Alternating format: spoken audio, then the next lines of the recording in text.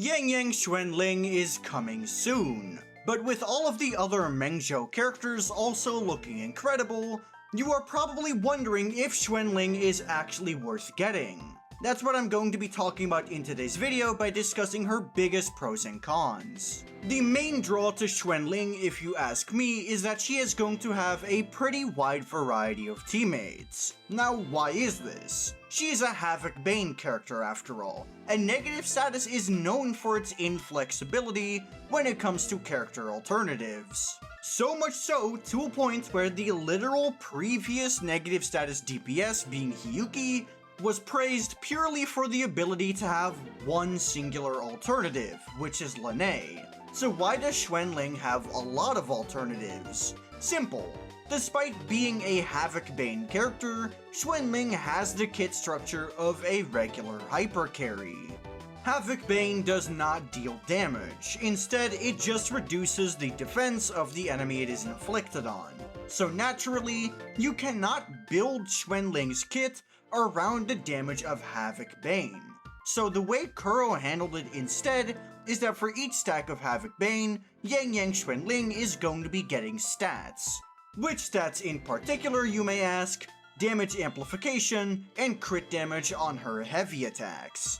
So if the only benefit you're getting out of Havoc Bane is simply a damage increase, you are also capable of using other characters that can simply give damage increases.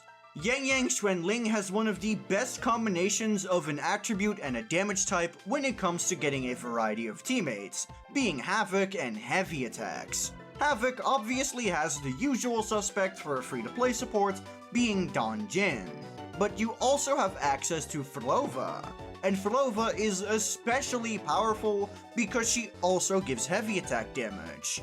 And when we look at the roster for heavy attack buffing, we see Mortefi, Yuno, and the newly added Rebecca. So you are able to change either Chisa or Suisui out for any of these characters, and it's going to be fine. Yeah, you heard that right. That free Rebecca you got for the Cyberpunk collab and didn't know what to do with because you were skipping Lucy, she can be used pretty well with Yangyang Xuanling. So if you were saving for Yangyang Xuanling this entire time and skipped Lucy to get her, congratulations, it paid off. The next point is that Yangyang Xuanling is going to have the highest damage output out of every Havoc DPS in the game. And yes, that does mean her damage output is higher than Thundah. Now notice that I am saying her damage output, and not her overall performance. This is for one very simple reason. Whimpering Wastes is too much of a gamble to see if a character is going to be good or not. Thundah is simply extremely dominant within that mode, so I refuse to make any statement to how good Yangyang Xuanling is going to be compared to her. Because if I did, there's going to be a good chance I get it wrong, no matter what side of the spectrum I decide to go into. But anyway, that's beside the point.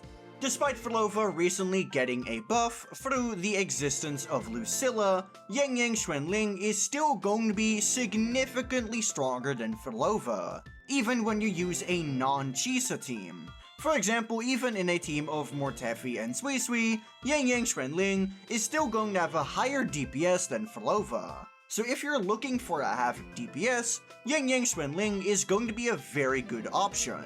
Obviously, I don't think attributes matter too much within this game, but it's still good to have a pretty decent variety of attributes in your DPS roster.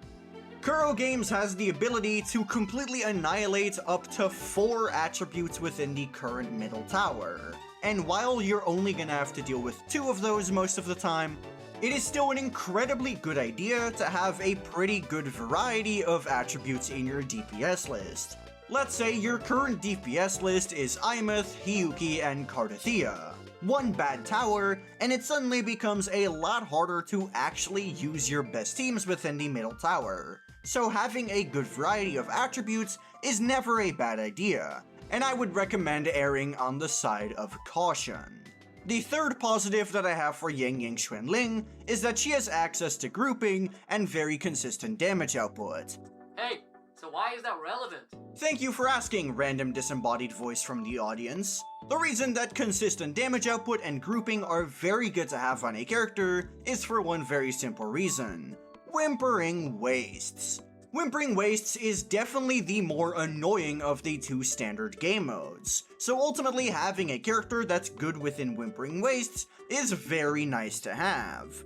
Grouping and consistent damage output are two of the most important qualities to have in Whimpering Wastes as a game mode, with the third one being just overall good damage output.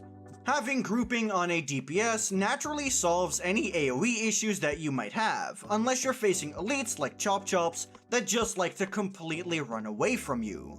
But even then, some forms of grouping do in fact work on these elite enemies. So if Yangyang Xuanling's grouping is strong enough, this might not even be an issue for her. The consistent damage output part is also very important. If you are putting all of your eggs in one basket, you're most likely only going to be able to take out like 2 or 3 waves within your rotation.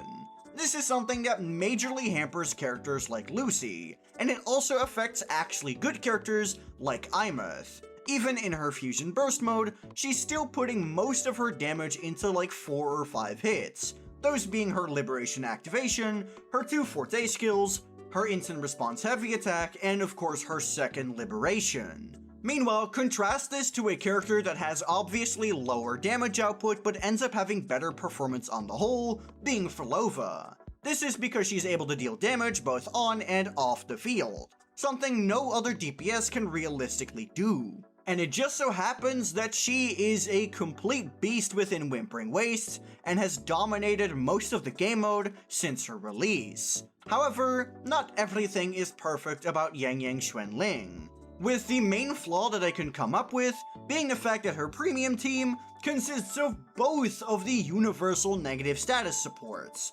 Yangyang Xuanling, on release, is going to be running a team of Chisa and Rebecca. However, once Suisui comes out, Rebecca gets kicked out of the team to make room for Yangyang's sister. However, the very obvious problem here is that Chisa and Suisui are both of your negative status generalist supports, which means that if you're trying to run something like Cardothea within Tower, but you're already using Yangyang's premium team, yeah, you're gonna be sent back to the Arrow Rover dungeons. And God forbid you're trying to play something like Imeth, because I can guarantee you most likely do not own Lupa on your account. Which means that with both Chisa and Suisui out of commission, you really can't play Fusion Burst Imeth.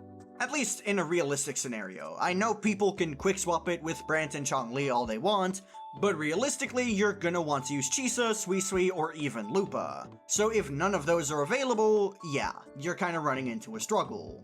In Whimpering Waste, this is especially noticeable, because Imeth and Hyuki are 2 of the best Whimpering Waste DPSs. So based on what your account might look like, using Xuanling in Tower of Adversity or in Whimpering Wastes might severely hamper some of your other teams. And then for the second negative, which is more of a nitpick if anything, is the fact that Xuanling is incapable of taking advantage of some forms of negative status shield. Negative status shield has 2 forms. Either it assumes you apply a negative status, or it assumes that you deal negative status damage in some way. Applying negative status, Yangyang Xuanling is completely covered. She doesn't really have issues in this department. However, when it comes to actually dealing negative status damage, that's where Yangyang Xuanling is going to have problems. As I said earlier, Havoc Bane doesn't do any damage, and she's not a Zani situation where her damage counts as Havoc Bane, which means that at the end of the day, Xuanling has absolutely no way to actually deal negative status damage. The only negative status damage you're gonna get in her team is the occasional Glacio Shave Tick that Suisui is going to apply, but a lot of effects specifically apply to the character that triggers the effect. The 4-star token in Whimpering Waste that increases negative status damage is nice and all, but Xuanling is just straight up not capable of benefiting from it herself. But like I said before, this point is more of a nitpick if anything. But those are just my thoughts on Xuanling. Let me know what you think of her down in the comments below. And while you're down there, be sure to like the video and subscribe to the channel. And if you have any questions, be sure to join my Discord server, which is linked in the description down below. But that'll be all from me. Peace.